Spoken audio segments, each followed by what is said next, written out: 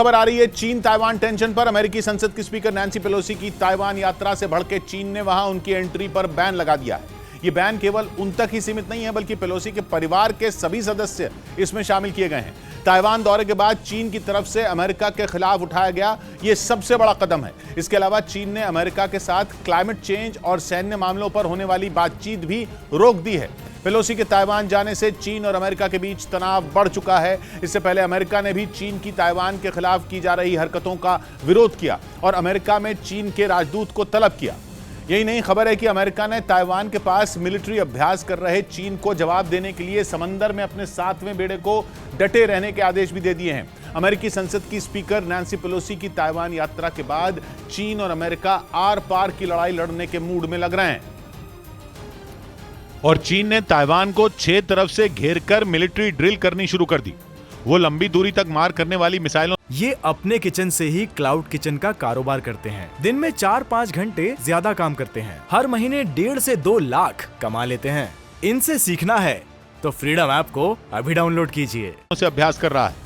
चीन के helicopter Taiwan की सीमा के आसपास चक्कर काट रहे हैं। यही नहीं, चीन ने अपनी इस मिलिट्री ड्रिल का वीडियो भी जारी किया, जिसके बाद खबर आई कि अमेरिका चीन की हरकतों पर चुप बैठने के मूड में नहीं है। वो ताइवान से किया वादा पूरा करने की तैयारी कर चुका है।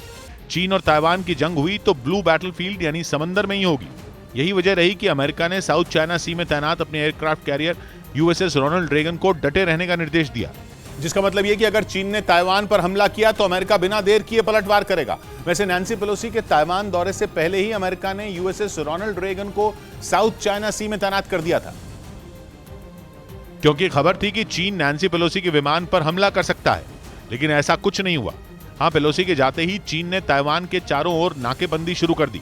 उसकी मिसाइलें ताइवान के ऊपर से जाने लगीं और लड़ाकू विमान हवाई सीमा में घुसने लगे, जिसके बाद अमेरिका ने फैसला किया कि वो यूएसएस रोनाल्ड रेगन को साउथ चाइना सी में तैनात रखेगा।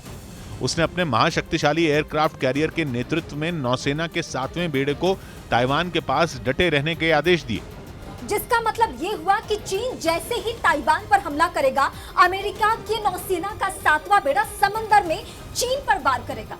अमेरिका ये खुलकर बोल चुका है कि वो समंदर में शांति और ताइवान की सुरक्षा के मुद्दे से कोई समझौता नहीं करेगा। और अपनी उसी बात को सही साबित करते हुए अमेरिका ने ताइवान के पास अपना वो एयरक्राफ्ट कैरियर तैनात किया है जो अपने दम पर कई देश बर्बाद कर सकता है। चीन के साथ टेंशन बढ़ने से पहले यूएसएस रोनाल्ड रेगन सिंगापुर के बंदरगाह के पास खड़ा था, लेकिन बाद में उसे साउथ चाइना सी यानी ताइवान के पास रवाना कर दिया गया। परमाणु शक्ति से चलने वाले इस एयरक्राफ्ट कैरियर को अमेरिकी नौसेना में साल 2003 में शामिल किया गया था और इस पर 90 लड़ाकू विमान और हेलीकॉप्टर के अलावा 3000 के आसपास नौसैनिक तैनात रहते हैं। अमेरिका इस एयरक्राफ्ट कैरियर पर वहां के सबसे आधुनिक कहे जाने वाले F-35B फाइटर जेट भी तैनात है। यही नहीं, खबर है कि ताइवान के आसपास यूएसएस रोनाल्ड रेगन के अलावा कई और बड़े और खतरनाक युद्धपोत चक्कर लगा रहे हैं, जिनमें यूएसएस ट्रिपोली और यूएसएस एसेक्स जैसे एयरक्राफ्ट कैरियर शामिल हैं, जो समंदर में गश्त लगा रहे हैं और चीन को चेतावनी दे रहे हैं कि ताइवान पर हमला करते ही वो जवाबी कार्रवाई करेंगे। इस बीच अमेरिका के विदेश मंत्री ने चीन को चेतावनी दी और ताइवान के आसपास की जा रही मिलिट्री एक्सरसाइज को खतरनाक बता दिया। Now, they've taken dangerous acts. America के विदेश मंत्री ने चीन को चेतावनी देते हुए यह भी साफ कर दिया कि उसने खुद मुसीबत को दावत दी है। China has chosen to overreact. यानी अमेरिका चीन से कह रहा है कि अब उसके साथ जो भी होगा उसका जिम्मेदार वो खुद होगा, क्योंकि पेलोसी के ताइवान जाने पर चीन ने ही शोर मचाना शुरू किया था। बाइडेन से फोन पर बातचीत के दौरान आग से न खेलने की धमकी भी चीन नहीं दी और अब ताइवान के आसपास मिलिट्री ड्रिल करके शांत समंदर में हलचल पैदा करने वाला भी चीन ही है। चीन लगातार अपनी वन चाइना पॉलिसी का ढोल पीट रहा है और दुनिया को धमका रहा है कि वो ताइवान का साथ न दे। वो ताइवान को अपनी नाक का मुद्दा बना चुका है और सीधा अमेरिका से उलझ चुका है, जिसके बाद अमेरिका ने भी ठान लिया कि वो समंदर पर राज करने का सपना देख रहे चीन की चालों को फेल कर देगा। और खबर है कि अपनी इसी रणनीति के तहत उसने ऑस्ट्रेलिया में अपने 4 ताकतवर लड़ाकू विमान B-2 बॉम्बर को तैनात कर दिया है, क्योंकि ऑस्ट्रेलिया भी इंडो पैसिफिक रीजन का हिस्सा है और जरूरत पड़ने पर B-2 बॉम्बर वहां से चीन की ओर उड़ान भर सकते हैं।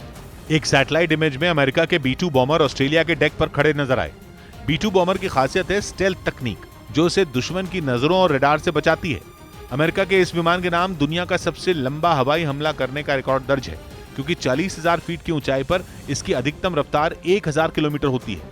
यानी ये विमान ड्रैगन की शामत बन सकते हैं। वैसे अमेरिका का कहना है कि एक सुरक्षा के समझौते के तहत उसके लड़ाकू विमानों का ऑस्ट्रेलिया में रोटेशन हो रहा है और इसी वजह से 4 B-2 बॉम्बर वहां भेजे गए। लेकिन माना जा रहा है कि अमेरिका ने ऐसा ताइवान पर नजरें गड़ाए बैठे चीन को रोकने के लिए किया है, क्योंकि चीन जिस तरह से ताइवान की नाकेबंदी कर रहा है उससे साफ है कि वो उसकी अर्थव्यवस्था की कमर तोड़ना चाहता है।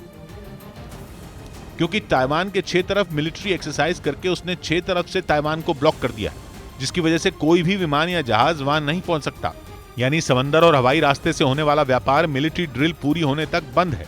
इस बात की भी कोई गारंटी नहीं कि सैन्य अभ्यास होने के बाद चीन की नेवी और वायुसेना ताइवान की सीमा के पास से हट जाएंगी, क्योंकि ड्रैगन ये साफ कर चुका है कि वो ताइवान को किसी कीमत पर हासिल करेगा। लेकिन उसके लिए ये आसान नहीं होगा, क्योंकि अमेरिका ने ऐलान कर दिया है कि वो ताइवान की मदद के लिए आ रहा है। यानी यहां चीन ने ताइवान पर हमला किया और वहां अमेरिका चीन पर टूट पड़ेगा।